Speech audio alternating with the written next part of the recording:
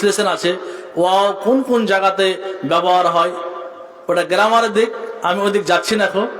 যেহেতু আমরা এতক্ষণ পর্যন্ত কোরআন হাদিসই শুনছি, আর আমি আমার ছোট্ট জ্ঞানে আমি মানুষের কাছে এটা বলতে চাই, আপনাদের কাছে এই কথাটাই উঠিয়ে নিয়ে আসতে চাই যে আপনার জীবনটা কতটা গুরুত্বপূর্ণ, যে আল্লাহ রাব্বুল আলামিন কোরআনের মধ্যে মাঝে মধ্যেই কসম অর্থাৎ শপথ করছেন সময়কে নিয়ে। আর আপনি আমি এ সময়কে কতটা মূল্যায়ন করছি, সময়কে কতটা আমরা গুরুত্ব দিচ্ছি। টাইম ম্যানেজমেন্ট, ইদারাতুল ওয়াক্ত, টাইম ম্যানেজমেন্ট, যে আপনি কতটা টাইমকে ম্যানেজমেন্ট করছেন। এই ইদারাতুল ওয়াক্ত, আপনি যে টাইমটা ব্যবহার করছেন, এই যে রাত্রি 11:30 পর্যন্ত আপনি এতক্ষণ পর্যন্ত জেগে আছেন, কেন জেগে আছেন, কি কারণে, এই সময়টা আপনি কি কাজে অতিবাহিত করছেন। আজকের বিষয়টা এটাই। অর্থাৎ এই বিষয়টা প্রত্যেকটা লোকের, একটা ছোট বাচ্চা থেকে নিয়ে একটা বৃদ্ধা পর্যন্ত তারও পরিজন। আপনি মনে করবেন যে আপনি এখানে বসে আছেন, আপনি ভাবছেন যে আমি এখানে বসে আছি, আপনার আগে আপনার জায়গাতে, আপনার বাড়িতে, আপনার সময়ে, আপনার বাড়িতে আপনার যেটা রুম আছে সেই রুমটাতে আপনার বাবা ছিল, আপনার দাদু ছিল, আপনার 14 পুরুষ ওখান থেকে চলে গেছে। সময় এমন একটা জিনিস যে সময়ের সাথে সাথে তারা চলে গেছে, কিন্তু আপনি বসে আছেন। আপনাকে যদি আমি বলি যে আপনি 200 বছর যদি আপনি এগিয়ে যান, 200 বছর আগের যদি দিকে দেখতে যান, তাহলে 200 বছর আগে যেই বাড়িটাতে আপনি বাস করছেন সেই বাড়িটাতে আপনার আব্বা ছিল, বা আপনার দাদু ছিল, বা আপনার দাদুর বাপ ছিল, কেউ না কেউ ছিল, কিন্তু এখন নেই কেউ। কারণ যে সময় এমন একটা, যে সময়ের সাথে সাথে মানুষ অতিবাহিত হয়ে গেছে, সময়ের সাথে সাথে মানুষ চলে গেছে পৃথিবী থেকে। তাহলে মানুষকে ভেবে নিতে হবে যে সময় এতটা গুরুত্বপূর্ণ, সময় এমন একটা জিনিস যে মানুষকে সময়ের সাথে সাথে মানুষকে কথা বলতে হয়, সময়ের সাথে সাথে মানুষকে চলে যেতে হয়। এতক্ষণ পর্যন্ত কথা বলে আসছে, সময়ের সাথে সাথে সময় চলে যাবে, আপনিও চলে যাবেন, সময় শেষ হয়ে যাবে, আমিও শেষ হয়ে যাব। একের পর এক সময় এমন একটা জিনিস, আল্লাহ রাব্বুল আলামিন এই সময়কে কেন্দ্র করে আল্লাহ রাব্বুল আলামিন একটা সূরা অবতীর্ণ করছেন, ওয়াল আসর। আরে সময়কে ম্যানেজমেন্ট, সময়কে গুরুত্ব দেওয়ার কারণে আল্লাহ রাব্বুল আলামিন কোরআনের মধ্যে এমন একটা আয়াত অবতীর্ণ করেছেন, ইন্না সলাতা কানাত আলাল মুমিনিনা কিতাবান মাওকুতা। আল্লাহ রাব্বুল আলামিন বলছেন, আমি মানুষের উপরে নামাজকে ফরজ করেছি, সালাতকে ফরজ করেছি টাইমের উপরে। আল্লাহ রাব্বুল আলামিন হজকে ফরজ করেছে নির্ধারিত একটা মাসের উপরে, নির্ধারিত একটা তারিখের উপরে। আল্লাহ রাব্বুল আলামিন কুরবানিকে মানুষের জন্য সুন্নাতে মুআক্কাদা হিসাবে দিয়েছেন, যদিও ইব্রাহিম আলাইহিস সালামের সুন্নাত, তারপর একটা টাইমের উপরে দিয়েছেন আপনাকে। আল্লাহ রাব্বুল আলামিন রমজান মাসটাকে সিয়াম পালনের জন্য একটা টাইমকে নির্ধারিত করে দিয়েছে যে অমুক তারিখ থেকে আপনাকে রমজান মাসে রোজা রাখতে হবে। অন্য কোনো টাইমে যদি আপনি ফরজ রোজা রাখেন তো আপনার জন্য এটা ফরজ রোজা না, আপনি ছুটে গেছে, কাজা হয়ে গেছে, সেটা আলাদা দিক। কিন্তু একটা টাইমকে আল্লাহ রাব্বুল আলামিন উল্লেখ করে বলছেন যে আমি অমুক মাসে আমি সময়টাকে নির্ধারিত করে দিয়েছে। তো প্রত্যেকটা জিনিসের জন্য আল্লাহ রাব্বুল আলামিন টাইমকে একটা নির্ধারিত করে দিয়েছে মানুষের জন্য, যে এই টাইমটা এই কাজের জন্য, এই টাইমটা এই কাজের জন্য, এই টাইমটা এই কাজের জন্য। আর মানব, আপনি, আমি, আমার ভাই, আপনার ভাই, আমার বন্ধু, আপনার বন্ধু, টাইমের কোনো গুরুত্বই বুঝছে না, টাইমটাকে মূল্যায়ন করতে পারছে না। আল্লাহ রাব্বুল আলামিনের নবী মুহাম্মদ সাল্লাল্লাহু আলাইহি সাল্লাম, হাদিসটা মিশকাত শরীফে কিতাবুল ঈমান নিয়ে এসেছেন, মুসলিম শরীফে কিতাবুল ঈমান নিয়ে এসেছেন, তিরমিজিতে নিয়ে এসেছেন, আবু দাউদে নিয়ে এসেছেন। প্রত্যেকটা জায়গাতে ইমাম বুখারী, ইমাম মুসলিম, ইমাম তিরমিজি, ইমাম মিশকাত হাদিসটা বর্ণনা করেছেন যে একটা বাচ্চা যখন বাড়িতে জন্ম নেয়, বাচ্চাটা জন্ম নেওয়ার পরে পরেই তার সুন্দর একটা নাম রাখতে হবে। তার একটা নির্ধারিত টাইম দিয়ে দিয়েছে যে 7 দিনের দিন তাকে আকিকা দিতে হবে, তারপরে তার একটা সুন্দর নাম রাখতে হবে। ফাইজা বালাগা, সে যখন বয়স হয়ে যাবে তখন তার বিবাহ দিয়ে দিতে হবে। সময়, আপনাকে আমি সময়টা দেখাবার জন্য হাদিসটা বলছি। যখনই বাচ্চা যখন বালিগ হয়ে যাবে তখন তার বিবাহ দিয়ে দিতে হবে, এটা একটা সময়। যদি আপনি না দেন, যদি আপনি বিবাহটা না দেন, সময়ের মধ্যে আপনার বাচ্চা, আপনার বাচ্চি, আপনার মেয়ে, আপনার ছেলে সময় হয়ে গেছে, আপনি বিবাহ দিলেন না, যতদিন পর্যন্ত গুনাহ করবে ততদিন পর্যন্ত আপনার উপরে, আপনি পিতার জন্য আপনার উপরে গুনাহ একের পর এক হতে থাকবে। সময়কে আপনি মূল্যায়ন করছেন না। আর আল্লাহ রাব্বুল আলামিন বলছেন যে আমি সময়ের সাথে আমি প্রত্যেকটা জিনিসকে আমি ফরজ করেছি, কিন্তু আমরা সময়কে মূল্যায়ন করছি না।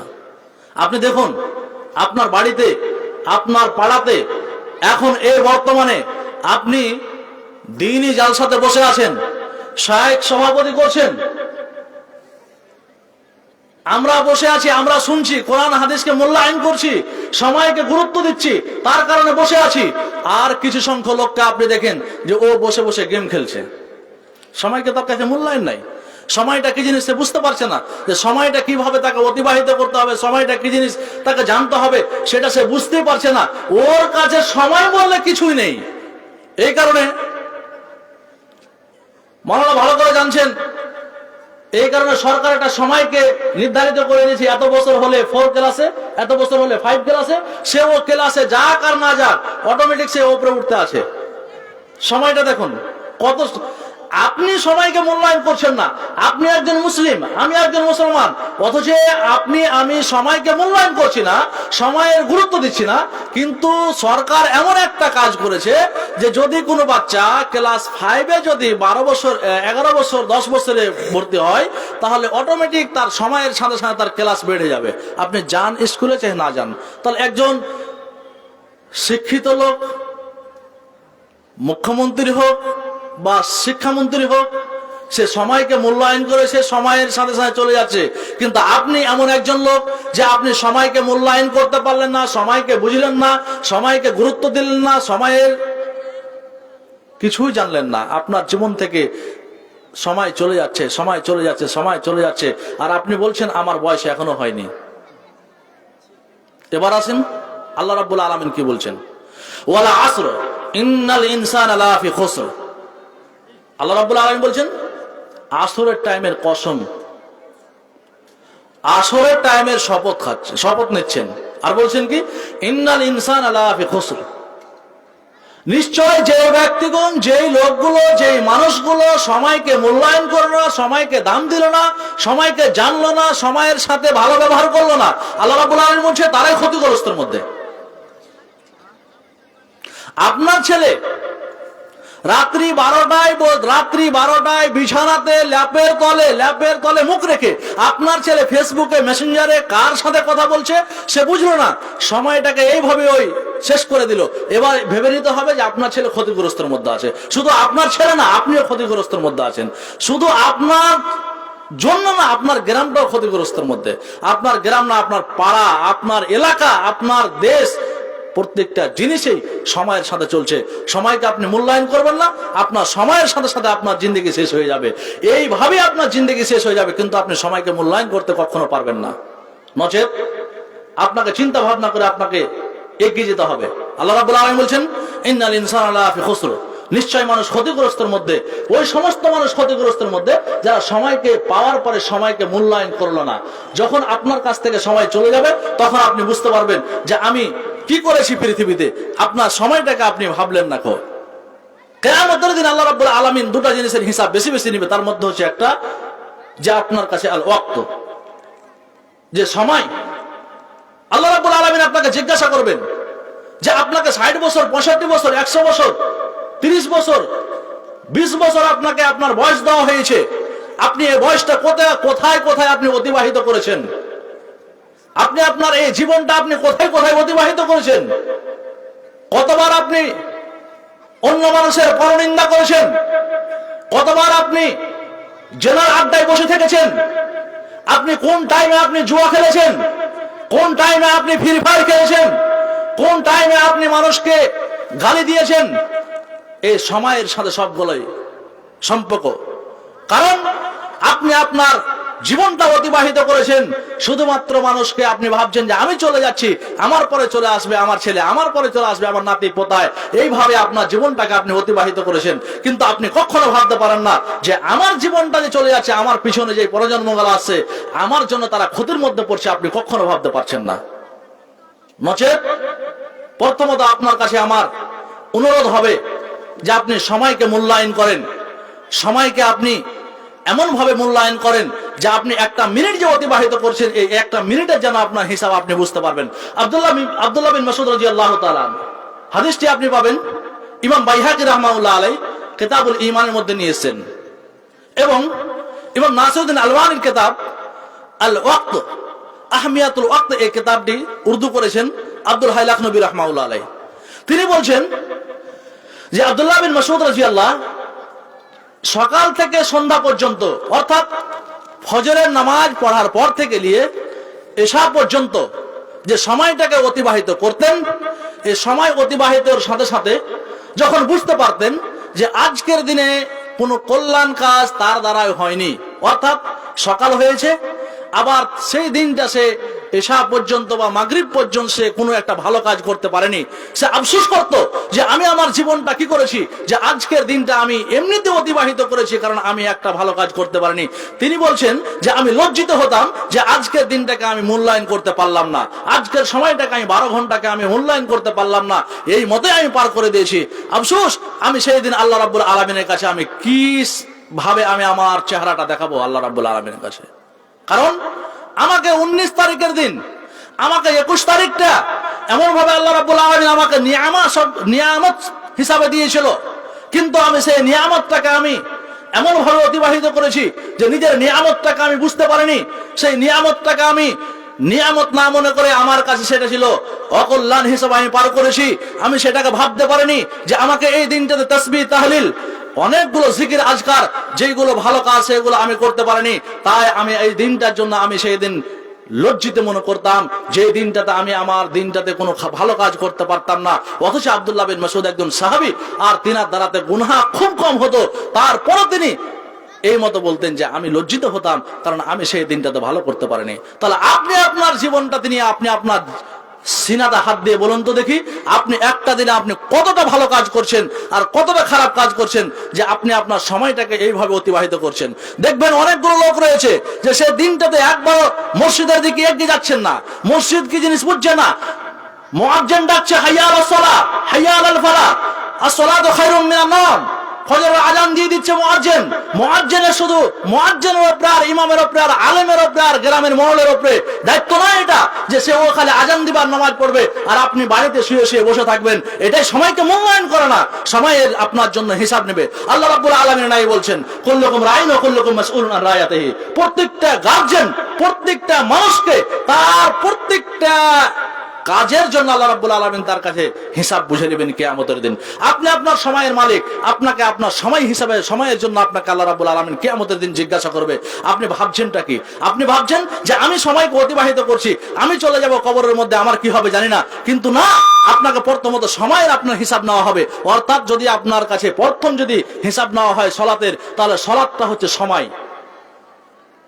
মানব জীবনে সালাতটা হচ্ছে সময়, আর আপনি সালাতটাকে এমন ভাবে ত্যাগ করেছেন যে আপনি বুঝতে পারছেন না যে আপনি আপনার জীবনটাকে এমন ভাবে অতিবাহিত করছেন যে আপনাকে প্রত্যেক দিন 5 ওয়াক্তে মুয়াজ্জিন ডাকছে, অথচ আপনি ঘুমিয়ে আছেন, অথচ আপনি বিড়ি পান করার সময় পাচ্ছেন, অথচ আপনি ফ্রি ফায়ার খেলা আপনার ছেলে সময় পাচ্ছে, অথচ আপনি গার্জেন, আপনার একটু লজ্জাবোধ মনে হচ্ছে না যে আমি নামাজ পড়তে যাচ্ছি, আমি মুরব্বী, আমি আমার বয়স্ক হয়েছে, আমার বয়স হয়েছে, আমার ছেলেকে, আমার মেয়েকে, আমার নাতিকে, আমার পোতাকে আমাকে নিয়ে যেতে হবে জামাতের সাথে নামাজ পড়ার জন্য।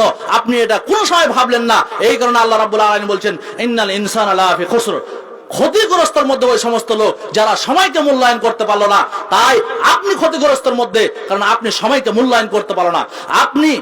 আপনি বলতে আপনি যতটুকু দায়, আপনার স্ত্রী ততটুকু দায়, আপনার স্ত্রী যতটুকু দায়, আপনার ছেলে ততটুকু দায়, আর প্রত্যেকটা লোকই সেই সময়ের সাথে সম্পর্কিত।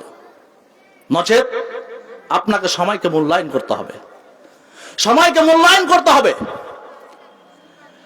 যদি আপনি বড় বড় মুহাদ্দিসদের দিকে দেখতে যান, ইমাম মুসলিম রাহমাতুল্লাহ আলাইহি যদিও তার জীবনের মধ্যে কিছুটা মতভেদ রয়েছে, তার জীবনের মধ্যে যে তিনি 35, 36, 37 এরকম বছর বেঁচেছেন, এত অল্প বয়সে একজন মুহাদ্দিস, সারা পৃথিবীর মধ্যে বড় মুহাদ্দিস হচ্ছে ইমাম মুসলিম রাহমাতুল্লাহ আলাইহি। ইমাম বুখারীর পরে পরে তার স্থান। এই বয়সের মধ্যে যেই কিতাবগুলো লিখে গিয়েছেন, আপনার ছেলে, আমার বয়স 32 বছর, অথচ আমি একটা কিতাবের একটা পৃষ্ঠাকে পড়তে গেলে আমাকে পড়ার টাইম পাচ্ছি না। আর এই মতো বয়সে একজন লোক মুহাদ্দিস হয়ে যাচ্ছে আপনার সামনে, যার কিতাব এমন কোন আহলে হাদিস, হানাফি, বেরেলি, সাইফি যতগুলো পৃথিবীতে মাযহাব আছে, প্রত্যেকটা মাযহাব যাকে ভালোবাসে সেটা হচ্ছে ইমাম মুসলিম রাহমাতুল্লাহ আলাইহি, ইমাম বুখারী রাহমাতুল্লাহ আলাইহি। এগুলো মুহাদ্দিসকে প্রত্যেকটা মাযহাব ভালোবাসে। যদি বলা যায় আল্লামা নাসিরউদ্দিন আলবানী, তাহলে বলবে যে আল্লামা নাসিরউদ্দিন আলবানীকে আহলে হাদিস ভালোবাসে। যদি বলা যায় শাইখুল ইসলাম ইবনে তাইমিয়া, তাহলে বলবে যে শাইখুল ইসলাম ইবনে তাইমিয়াকে শুধুমাত্র ভালোবাসে আহলে হাদিস উলামা ইকরাম। যদি বলা যায় ইবনে বাজ রাহমাতুল্লাহ আলাইহি, তাহলে বলবে আহলে হাদিসেরা ভালোবাসে।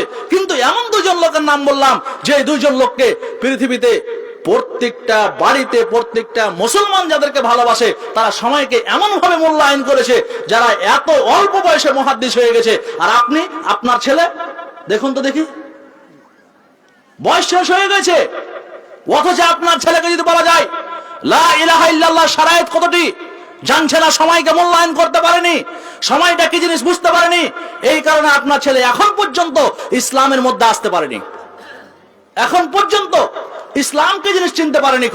ইসলাম যে একটা পরিপূর্ণ গঠন সেটা বুঝতে পারেনি। ইসলাম যে একটা জ্ঞান, ইসলাম শব্দের অর্থ হচ্ছে জ্ঞান, শান্তি না জ্ঞান, জ্ঞানটা এখন পর্যন্ত আপনার ছেলের ভিতরে, আপনার ভিতরে আসতে পারেনি। তাই আমি বলছি সময়কে মূল্যায়ন করবেন। আল্লাহ রাব্বুল আলামিন বলছেন ইন্নাল ইনসানা লাফি খুসর ইল্লাল্লাযীনা আমানু ওয়া আমিলুস সলিহাতি ওয়া তাওয়াসাউ বিল হাক্কি ওয়া তাওয়াসাউ বিস সাবর। আল্লাহ রাব্বুল আলামিন বলছেন ওই সমস্ত লোকেরা ক্ষতিগ্রস্তের মধ্যে না, যে সমস্ত লোকেরা সময়কে মূল্যায়ন করলো। কারা সময়কে মূল্যায়ন করলো? আল্লাহ বলছেন যাদের ভিতরে 4টা গুণ রয়েছে, এই 4টা গুণ যাদের ভিতরে রয়েছে তারা সময়কে মূল্যায়ন করতে পেরেছে। ওটা বুঝবেন আপনি। এবার আপনার ভিতরে আপনি ওটাকে আপনি মুআযানা অর্থাৎ কম্পেয়ার করুন যে আপনার ভিতরে এই 4টা গুণ আছে কিনা। যদি আপনি এই 4টা গুণ আপনার ভিতরে থাকে, তাহলে আপনি ভাববেন যে আমি একজন পরিপূর্ণ মুসলমান। আর যদি আপনার ভিতরে এই 4টা গুণ না থাকে, তাহলে আপনি ভাববেন যে আপনি মুসলমান, কিন্তু আপনি এখন পর্যন্ত মুমিন হতে পারেননি। মুসলিম এবং মুমিনের মধ্যে অনেকটা পার্থক্য রয়েছে, অনেক লম্বা পার্থক্য রয়েছে। একজন মুমিন যখন ইসলামের ভিতরে চলে আসে, একজন মুমিনের কথা বলা হয়েছে সে জান্নাতে যাবে, কিন্তু একজন মুসলমানের কথা জান্নাতে যাওয়ার কথা বলা হয়নি। যদি আপনার কাছে, যদি আপনি হাদিস শুনে থাকেন যে কুলু লা ইলাহা ইল্লাল্লাহ ফাদাখালাল জান্নাহ, কোন ব্যক্তি, হাদিসটি নিয়েছেন ইমাম বুখারী রাহমাতুল্লাহ আলাইহি কিতাবুল ঈমানের মধ্যে, হাদিসের রাবী হযরত আবু হুরায়রা, যে কোন ব্যক্তি যদি লা ইলাহা ইল্লাল্লাহ পড়ে তাহলে সে মুসলমান হলো, সে জান্নাতে যাবে। কিন্তু লা ইলাহা ইল্লাল্লাহ শরায়েত হচ্ছে 7টি। ইমাম ইবনে তাইমিয়া রাহমাতুল্লাহ আলাইহি তিনি আকাঈদ কিতাবের মধ্যে 8টি শরায়েত নিয়েছেন। ইমাম নাসিরউদ্দিন আলবানী 7টি শরায়েত গুনালছেন। ইবনে বাজ রাহমাতুল্লাহ আলাইহি 7টি শরায়েত নিয়েছেন। তার মধ্যে 1 নাম্বার হচ্ছে ইলম। আমি ওদিকে আমার ওটা বিষয় নাই, তবু আপনাকে বুঝাবার জন্য নিয়ে আসলাম। যদি আপনি ওটাই ভাবেন যে আমি লা ইলাহা ইল্লাল্লাহ পড়ে নিয়েছি তার কারণে আমি জান্নাতে যাব, কিন্তু আপনার কাছে ইলম নেই, আপনার কাছে জ্ঞান নেই, তাহলে আপনি এখন পর্যন্ত আপনি লা ইলাহা ইল্লাল্লাহ যেগুলো শরায়েত রয়েছে, লা ইলাহা ইল্লাল্লাহ যে মানে এবং মতলব অর্থ রয়েছে সেগুলো আপনি বুঝেননি।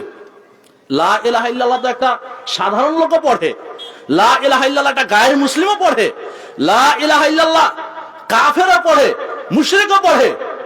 এই লা ইলাহা ইল্লাল্লাহ পড়তে সবাই পড়ে, কিন্তু লা ইলাহা ইল্লাল্লাহকে বাস্তবায়ন করতে হবে, কালিমায়ে তাওহীদকে বাস্তবায়ন করতে হবে, এটাই সবচেয়ে গুরুত্বপূর্ণ। 7টা শরায়েতের মধ্যে যদি আপনার ভিতরে না থাকে, একটা যদি আপনার ভিতরে কমতি থাকে, তাহলে আপনি ইসলাম থেকে খারিজ হয়ে যাবেন, ইসলাম থেকে বের হয়ে যাবেন।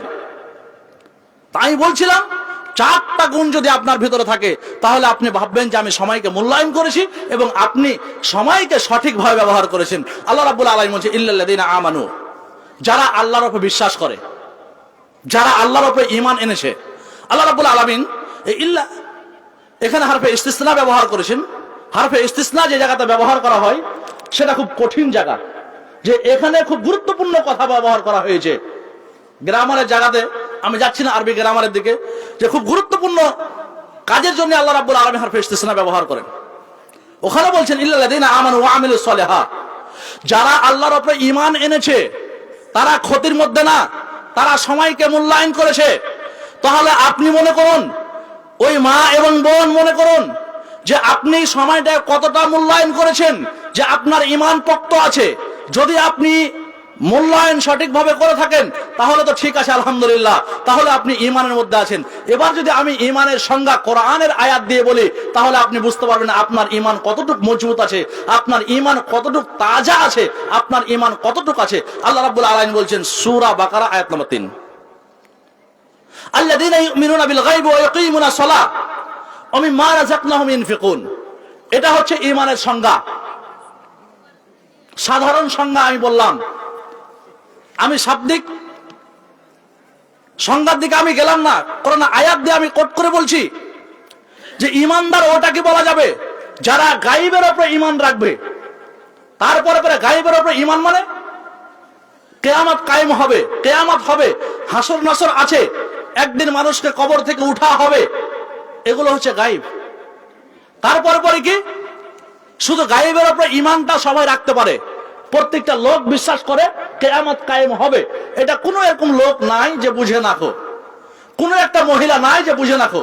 কিন্তু এর সাথে সাথে আল্লাহ রাব্বুল আলামিন একটু জয়েন্ট লাগিয়ে দিয়েছেন কি ইল্লাল্লাযীনা আমানু ওয়া আমিলুস সলিহাত। এই জায়গার মধ্যে আল্লাহ রাব্বুল আলামিন বলছেন কি আল্লাযীনা ইউমিনুনা বিল গায়বি ওয়া ইয়াকিমুনাস সালাহ, যে গায়বের উপরে ঈমান রাখার সাথে সাথে সালাত প্রতিষ্ঠা করতে হবে।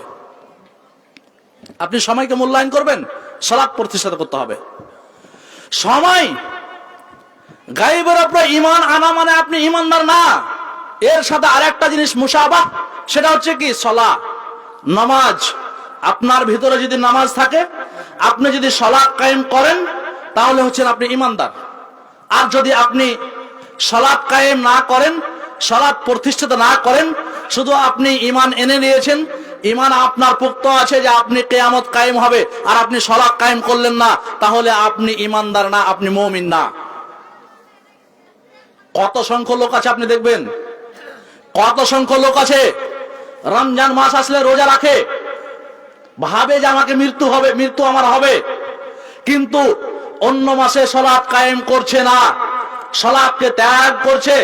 তারকুস সালাহ, হুকম তারকুস সালাহ, ইমাম নাসিরউদ্দিন আলবানীর কিতাব, যে কোনো ব্যক্তি যদি তারকুস সালাহ অর্থাৎ নামাজকে যদি দায়মান প্রতিদিন যদি ছেড়ে দেয়, এক ওয়াক্তের পড়লো আর এক ওয়াক্ত ছেড়ে দিল, 3 ওয়াক্তের পড়েছে 2 ওয়াক্ত ছেড়ে দিল, ফজরের পড়েছে এশা ছেড়ে দিয়েছে, মাগরিবের পড়েছে আবার আসরের ছেড়ে দিয়েছে, এইভাবে যদি কোনো লোক যদি ও অভ্যাস করে নাই, ইমাম নাসিরউদ্দিন আলবানী বলছেন জেনে শুনে যদি এর মতো অভ্যাস করে সে হচ্ছে মুনাফিক।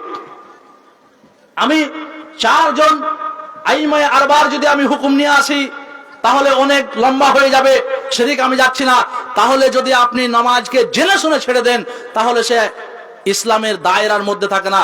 হাদিস কোট করেছেন প্রত্যেকটা ইমাম, প্রত্যেকটা মুহাদ্দিস একই, মান তারাকা সালাহ মুতাআম্মিদান ফাকাদ কাফারা। আপনি আপনার স্বজ্ঞান, আপনার মস্তিষ্ক, আপনার বুদ্ধি, আপনার বিবেক আছে, তারপরে আপনি নামাজকে ছেড়ে দিয়েছেন। আপনার ছেলের এতটা জ্ঞান আছে, জ্ঞান থাকার পরে আপনার ছেলে নামাজকে তরক করে দিয়েছে, নামাজকে পড়ে নিকো, নামাজের ধারে নিকো, নামাজকে বুঝে নিকো, সবাই একই কথা বলেছে, সে কুফরি করলো, সে কুফরি করলো, সে কুফরি করলো। এবার আসা যাক এটা কুফরি কতটুকু হলো, আমি সেদিকে যাচ্ছি না, সেদিকে গেলে হুকুম লাগাতে হবে, অনেক লম্বা টাইম লেগে যাবে। আমি বলছিলাম কি কোন ব্যক্তি যদি ইমানদার বলে যে দাবি করে, সময়কে মূল্যায়ন করে, তাহলে তাকে ভাবতে হবে যে ওয়াকিমুস সালাহ, তাকে নামাজ প্রতিষ্ঠা করতে হবে, সালাত আদায় করতে হবে, যে আমাকে সালাত আদায় করতে হবে। আমি সালাত যখন মানুষ আদায় করবে তখন সময়কে ম্যানেজমেন্ট করতে পারবে, ইদারাতুল ওয়াক্ত বুঝতে পারবে। আর যদি সে সময়কে যদি মূল্যায়ন না করে তাহলে সে ইদারাতুল ওয়াক্ত অর্থাৎ টাইম ম্যানেজমেন্ট সে বুঝতে পারবে না। এবার আসুন এই ইমানদারের সংজ্ঞা দিতে যে আল্লাহ রাব্বুল আলামিন বলছেন মিম্মা রাযাকনাহুম ইউনফিকুন, আপনি সালাত আদায় করেছেন, কিয়ামতের উপরে আপনার বিশ্বাস আছে, মিম্মা রাযাকনাহুম ইউনফিকুন। আল্লাহ রাব্বুল আলামিন বলছেন, আল্লাহ রাব্বুল আলামিন বলছেন আমি যে রিজিকটা দিয়েছি আপনাকে, এই রিজিক থেকে নিজে খেতে হবে এবং অন্যকে দান করতে হবে, আল্লাহর রাস্তায় খরচ করতে হবে, খরচ করতে হবে। আপনার সময় আছে, আমি যদি বলি যে দান করতে হবে, মসজিদ নির্মাণ করছেন দান করতে হবে, আমি সেটা বলছি না আপনাকে। এই খরচ হলো আপনি যে জায়গাতে আপনার ভালো হবে সে জায়গাতে আপনার খরচ করতে হবে আল্লাহর রাস্তায়। তাহলে আপনাকে বলা যাবে যে একজন ইমানদার। আপনার কাছে টাকা আছে, আপনি খরচা করছেন না, আপনি ভাবছেন যে আমার টাকা আছে শেষ হয়ে যাবে আমি খরচা করব না, তাহলে ভাবতে হবে যে টাইমকে এ বুঝতে পারছে না, সময়কে বুঝতে পারছে না। আপনি খরচা করছেন না, আপনার পরে জন্ম, আপনার মালটা নিয়ে আপনি আজকে মৃত্যুবরণ, আপনি আজকে মরবেন, কালকে আপনার মিরাস ভাগ করার জন্য বাড়িতে ঝগড়া হবে, হচ্ছে না হচ্ছে না। আপনি নিজেকে ভাবুন, আপনি সময়টাকে গুরুত্ব দেননি, তার কারণে আপনি মাদ্রাসা মসজিদ ভালো কাজের জন্য আপনি আপনার টাকাটাকে ব্যয় করেননি, আপনি আপনার টাকাটা সঞ্চয় করে রেখে দিয়েছেন, ব্যাংক ব্যালেন্স আপনার ঠিক রেখেছেন।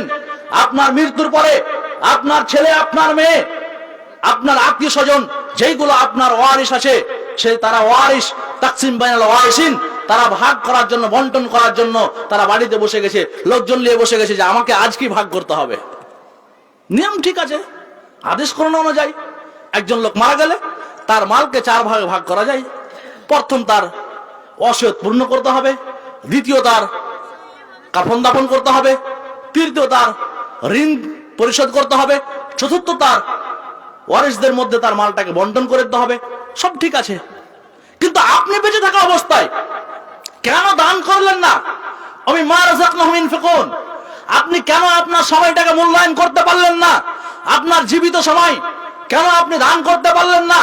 এমন কোন কাজ করে যেতে পারলেন না যে কাজটার জন্য আপনার কবরে যে আপনার নেকির জারি থাকবে, নেকি চলতে থাকবে, আপনি কেন করতে পারলেন না? আপনি তো সময়কে মূল্যায়ন করেননি, সময়কে আপনি গুরুত্ব দেননি, তাই আপনার অবস্থা আজকে এই মতো। মানুষ যখন মারা যায় সমস্ত আমল বন্ধ হয়ে যায়, শুধুমাত্র 3টা আমল চালু থাকে, তার মধ্যে হচ্ছে একটা সাদাকা জারিয়া। আপনি সাদাকায়ে জারিয়া কেন করলেন না? মসজিদে একটা ফ্যান কেন লাগিয়ে দিলেন না? মসজিদের উজুখানা কেন করে দিলেন না? মসজিদের জন্য কেন দান করলেন না? আপনি ভাবছেন যদি আমি দান করি তাহলে আমি গরিব হয়ে যাব। আপনি যেটা করছেন সেটাই আপনার জন্য উত্তম, যেটা আপনি রেখে যাচ্ছেন সেটাই আপনার জন্য উত্তম না, অনুত্তম। কারণ আপনি যেটা করবেন সেটাই আপনার জন্য ভালো, আর যেটা আপনি করবেন না, যেটা আপনি রেখে যাবেন সেটা অন্যের জন্য। কারণ যার জন্য রেখে যাচ্ছেন তা সে আপনার কোনো কাজে আসবে না কিয়ামতের দিন। ইয়াউমা ইয়াফিরু মিন আখি, আল্লাহ রাব্বুল আলামিন বলছেন সেই দিন আপনার যে স্ত্রীকে যতটা আপনি ভালোবাসেন সেই স্ত্রীটাও আপনার সেই সময় আপনার কোন কাজ দেবে না। সময় টাইম। আপনার ছেলে যে ছেলেটাকে আপনি 1 লাখ টাকা দিয়ে আপনি বাইক কিনে দিয়েছেন, সেই ছেলেটা আপনার সময় দিবে না। আপনার শ্বশুর মারা যাবে, আপনি মারা যাবেন, আপনি নিজে মারা গেছেন, আপনার বাবা মারা যাবে, আপনার জন্য কোনো কিছুই করবে না। কিয়ামতের দিন যদি আপনার একটা নেকি কমে যায়, আপনার স্ত্রী সেই নেকিটা দিতে রাজি হবে না, কারণ আপনি সময়কে মূল্যায়ন করেননি। এই কারণে আপনি ক্ষতিগ্রস্তের মধ্যে, আজকে তো ক্ষতিগ্রস্তের মধ্যে আপনি কিয়ামতের দিনে ক্ষতিগ্রস্তের মধ্যে থাকবেন। নচেত আপনাকে সময়কে মূল্যায়ন করতে হবে। ইল্লাল্লাযীনা আমানু ওয়া আমিলুস সলিহাতি ওয়া তাওয়াসাউ বিল হক, সময়ের সাথে যারা গুরুত্ব দিবে তাদের মধ্যে হক থাকবে, সত্য। সত্য মানে জাল হক ওয়া যাহাকাল বাতিল। আপনার কাছে যখন সত্য চলে আসবে তখন অসত্য যেগুলো আশাগুলো সবগুলো দূরে চলে যাবে। আপনি বুঝতে পারছেন এই লোকটা জুয়া খেলে, আপনি বুঝতে পারছেন আপনার ছেলে প্রত্যেক দিন অন্য মেয়ের সাথে কথা বলে, তারপর আপনি কথা বলতে পারছেন না আপনার ছেলেকে, অর্থাৎ আপনি হক বুঝে আপনি হকের জায়গায় দাঁড়াতে পারছেন না। আপনি বুঝতে পারছেন যে দাড়ি কাটা যাবে না, দাড়ি কাটাটা হারাম। আপনি বুঝতে পারছেন যে আপনার ছেলে এই খারাপ কাজ করছে, আপনি বুঝতে পারছেন আপনার মেয়ে প্রতিদিন শামসি কলেজে যায় আর শামসিতে যে অন্য ছেলের সাথে আড্ডা মারে, আপনি বুঝতে পারছেন, অথচ আপনি হক বলে আপনি হক বুঝার পরেও আপনি হক ফয়সালা করতে পারছেন না। আপনার পরিবারকে আপনি ঠিক করতে পারছেন না, আপনার স্ত্রীকে আপনি ঠিক করতে পারছেন না। আপনি বুঝতে পারছেন যে এই কাজটা করা হারাম, তারপরে আপনার মেয়ে ফেসবুকে ছবি ছাড়ে। কেন? আপনি বাবা নামে কলঙ্ক, আপনি জন্ম দিয়ে দিয়েছেন, এর মানে আপনি বাবা হতে পারেন না। একজন বাবার বৈশিষ্ট্য রয়েছে, একজন বাবার বৈশিষ্ট্য হচ্ছে এটা যে তাকে আদাবে আখলাক, হোসনুল খুলুক, মাকারিমুল আখলাক তার ভিতরে তাকে নিয়ে আসতে হবে। এর মানে হচ্ছে বাবা। বাবা মানে যে সে বাবা হতে পারে না। বাবা যদি যে সেই হতে পারতো তাহলে সবাই গার্জেনের অভিভাবক হয়ে যেত, কিন্তু অভিভাবক সবাই হতে পারে না। নচেত আপনাকে আজকে এখান থেকে তওবা করতে হবে আর জানতে হবে যে আমার ছেলে কি কাজ করে, আমার মেয়ে কি কাজ করে, আমার বৌমা কি কাজ করে, আমার স্ত্রী কি কাজ করে, আমি কি কাজ করি। আপনি প্রতিদিনের আপনি হিসাব নিতে হবে আপনাকে। এর মানে হচ্ছে গার্জেন, এর মানে হচ্ছে অভিভাবক, এটাই হচ্ছে হক। তাহলে আপনাকে হক এবং বাতিলের আপনাকে পার্থক্য করতে হবে। হক এবং বাতিলের যদি আপনি পার্থক্য না করতে পারেন তাহলে কিন্তু আপনার আগামী দিনগুলো খুব খারাপ যাবে। আল্লাহ রাব্বুল আলামিন বলছেন ওয়া আমিলুস সালিহাত ওয়া তাওয়াসাউ বিল হক ওয়া তাওয়াসাউ বিস সাবর। 3 নাম্বার ধৈর্য। ধৈর্য, সবর। এই সবর জিনিসটা অতি কঠিন। আপনাকে আমি যতটি কথা বললাম, কিছু কথা বলছি আপনাকে খুব আবেগ দিয়ে, আর কিছু কথা বলছি আপনাকে বুঝার জন্য।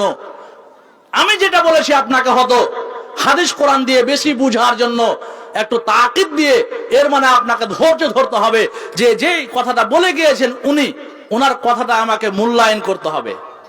এর মানে হচ্ছে সবর। আপনার সামনে সবর এটাই বোঝা যায় যে আপনি কতটুকু ধৈর্য ধরে কোরআন হাদিস শুনছেন। সবর এটাই বোঝা যায় যে আপনার সামনে বিপদ চলে এসেছে, আপনি এই বিপদে, এই অসমাদে, কঠিন সমাদে আপনি কেমন ভাবে আপনার টাইমটাকে আপনি পার করছেন। এটাই হচ্ছে ধৈর্য। আপনি ধৈর্য ধরতে পারলেন না, আপনি উল্টাপাল্টা কাজ করে বসলেন, হারাম কাজ করে বসলেন, অন্যায় কাজ করে বসলেন, এর মানে আপনি ক্ষতিগ্রস্তের মধ্যে, এর মানে আপনি ক্ষতির মধ্যে পড়ে গিয়েছেন। নচেত আপনাকে প্রত্যেকটা জায়গাতে আপনাকে সময়কে মূল্যায়ন করতে হবে। সময়কে মূল্যায়ন করে আপনার জীবনকে অতিবাহিত করতে হবে। আপনার জীবন এমন ভাবে আপনি গঠন করেন যে আপনি মরার পরে আপনার জন্য যেন প্রতিটা লোক বলে যে একজন লোক ছিল, অমুক হাজী সাহেব ছিল, অমুক মাওলানা ছিলেন, অমুক লোকটা সমাজের এই কাজটা করে গিয়েছে, সে সময়ের সাথে সাথে মানুষকে এই উপদেশটা দিয়ে গেছে, সময়ের সাথে সাথে মানুষকে এই কাজটা করে গেছে। আপনি আপনার জন্য যেন বলতে পারে, এই চিরজীবন আপনার জন্য এটা যেন থেকে যায়। সময়কে মূল্যায়ন করতে গেলে পারে, টাইম ম্যানেজমেন্ট করতে গেলে পারে, ইদারাতুল ওয়াক্ত করতে গেলে পারে আপনাকে আল্লাহ রাব্বুল আলামিন বলছেন ফাইদা কুদিয়াতিস সালাহ ফান্তাসিরু ফিল আরদ। আপনাকে টাইম হলে নামাজ আদায় করতে হবে, সালাত প্রতিষ্ঠিত করতে হবে। একজন লোক যদি টাইমকে ম্যানেজমেন্ট করতে যায় তাহলে তাকে 3টা কাজ করতে হবে। 3টা কাজের মধ্যে একটা যে আপনি যে কাজটা করছেন নিজের কল্যাণের জন্য, নিজের কাজের জন্য। আমি এখন বক্তব্য দিচ্ছি, মানে আমি যদি বক্তব্য না দিই তবুও চলবে, আর যদি আমি দিই তাহলে আমার জন্য এটা মুস্তাহাব। মুস্তাহাব উসুলের কিতাবের মধ্যে আপনি পড়ে, যারা আলেম আছে তেনারা জানছেন মুস্তাহাব ওটা কি বলে, যেটা করলে নেকি আছে, না করলে কোনো গুনাহ নেই। আমি বক্তব্য দিলাম না, আমি বাড়ি চলে গেলাম, তো আমি বক্তব্য দিচ্ছি, এটা হচ্ছে আমার নেকির কাজ। আমি যদি বক্তব্য না দিই তো আমার জন্য এটা হুকুম লাগবে না যে আমি গুনাহে কাবিরা করেছি, অর্থাৎ আমি বড় গুনাহ করে দিয়েছি।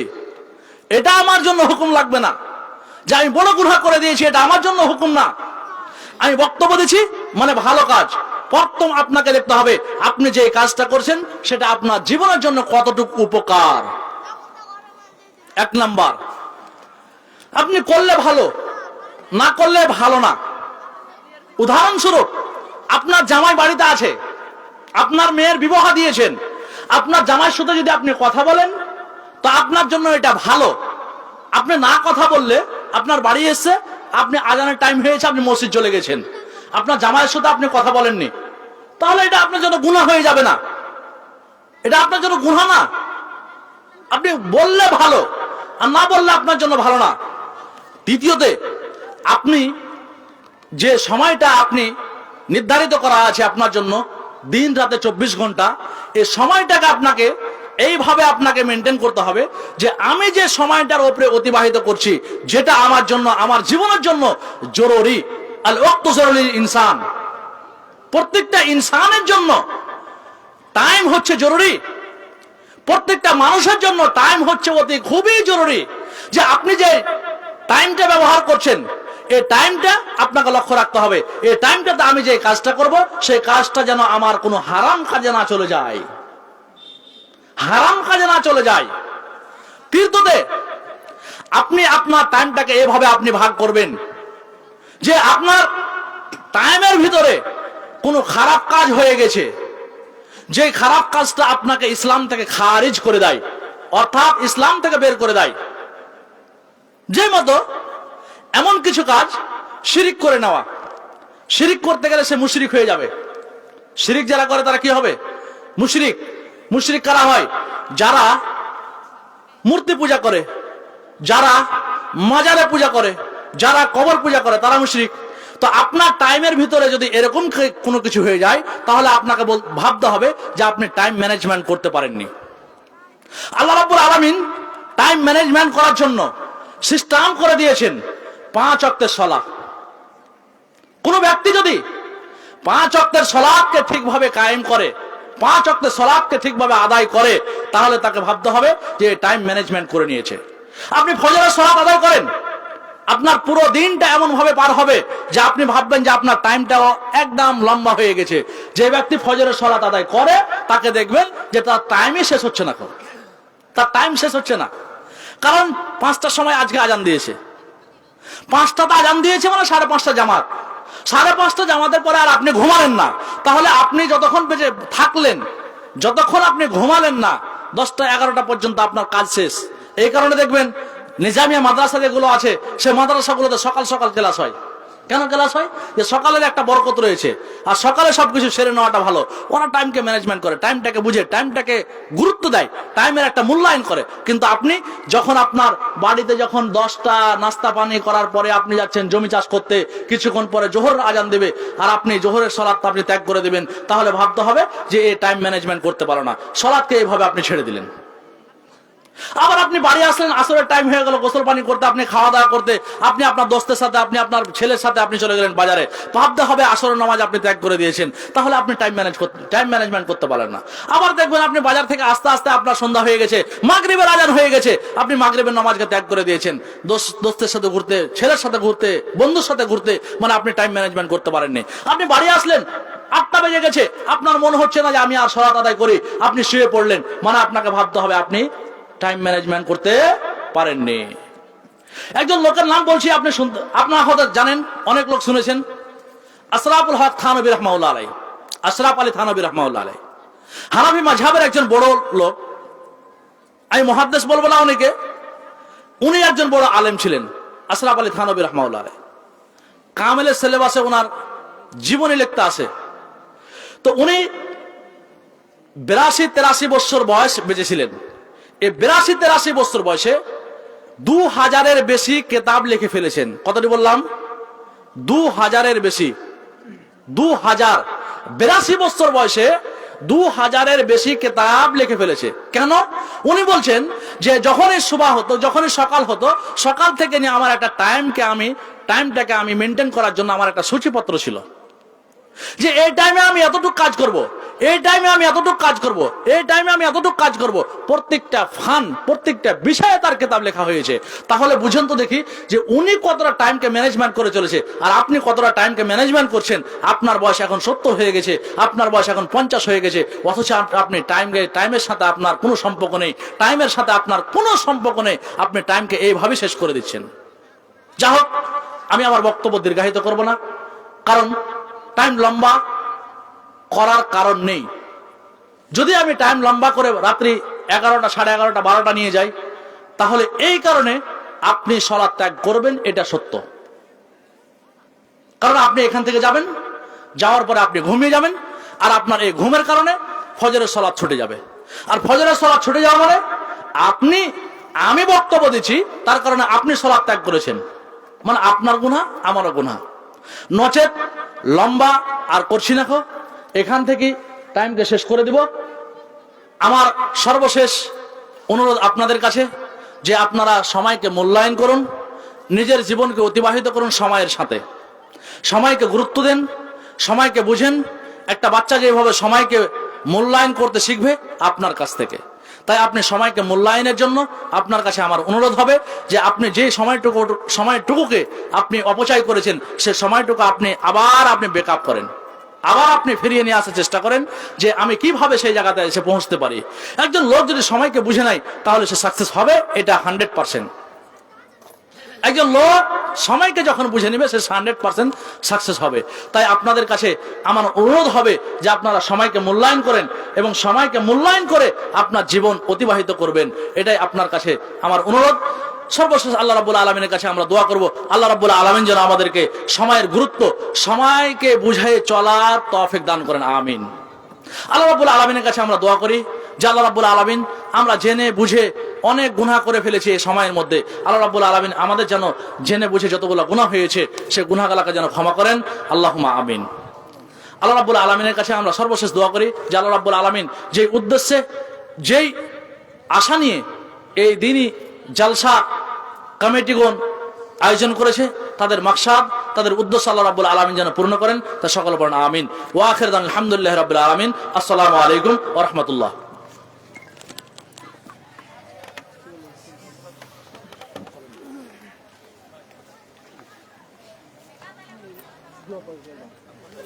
হ্যাঁ, ইমরান দোয়া পড়ে শেষ করে দাও।